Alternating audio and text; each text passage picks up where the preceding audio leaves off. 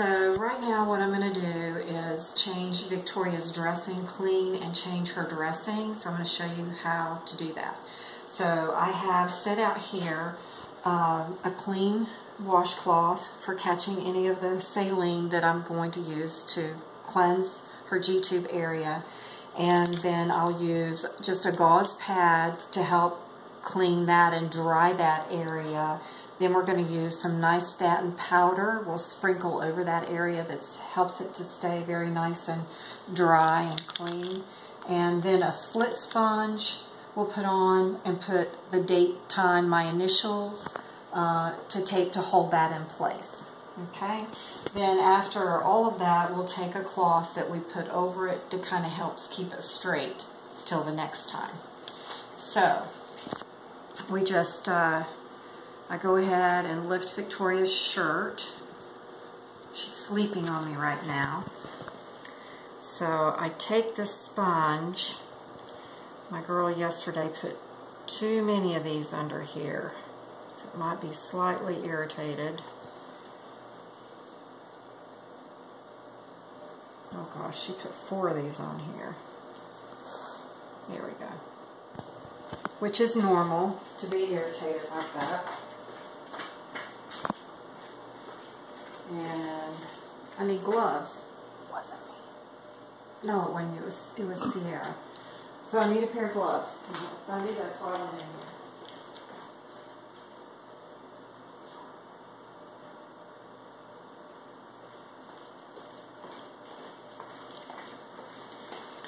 It's really important that you don't have long fingernails and hold on to this G-tube area. You need to be wearing gloves to cleanse this. So I'll take my cloth, put it down underneath. You can do this sitting in the chair or in the bed. You take your saline and you want to just spray that area and let it sit there for some time. Just let it soak, and I usually try to multitask, washing clothes or dishes or prepping a meal or her supplements and that sort of thing. So I do try to multitask as much as I can. So just let her relax. So I have 2 different gauze sponges. One is a split sponge, which is the final dressing over her G-tube or under her G-tube. She has a Mickey. When we were in the hospital and in the nursing home, she had for over 2 years the same G-tube and had a long extension connected to it, did not disconnect. So I'm so happy that we actually have a low profile Mickey button. So I just take my gauze, very gently clean the area and the saline, and it actually looks very good. So it's red like that because it's just scar tissue and will likely remain like that. So I will again spray it. And when she's laying down in the bed, it's a little easier even to do that because it's in a puddle.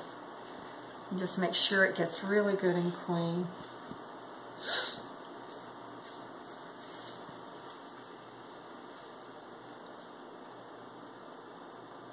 And it's not painful to her at all, but you just want to make sure that you don't pull on it whenever you're feeding her.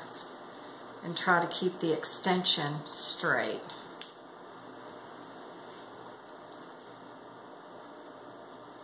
Okay, so all done with that. And then I'll take my nystatin powder, and you want to sprinkle it, shake it like a salt shaker. Don't squeeze it because it will come out really fast. So just a little shake like a salt shaker. And you want to lift up a tiny bit on the bottom part. There we go. So all done with that. Doesn't take real long to do this. So now I have a split sponge. And I really like these. For a while I wasn't able to get these, but with my new DME company, I like these. So there's 2 to a pack, and that is all that you need, and I do want 2 to be used in this. So I take it and I'll split it up like this and slide it in this one side like that. Can you see where I slid it in there? And then I'll take the right side of it and down like that. Okay? There we go. Now we put the tape on. So on the tape that's also in her basket, I put today's date, which is 08 and 18. And it is 3:55. We'll put 4 p.m. And I put my initials, and I always put a heart. We love. So I take that, and I usually take just one strip before I put my date on there. And I'm going to overlap it just a tiny bit over this side of the tube so I can kind of tuck it under like that.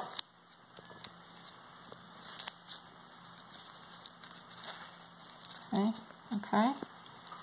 And then we have this one, so we can know that this has been cleaned and changed out today. And then we'll cover it with a clean cloth and bring her shirt down over it. Okay.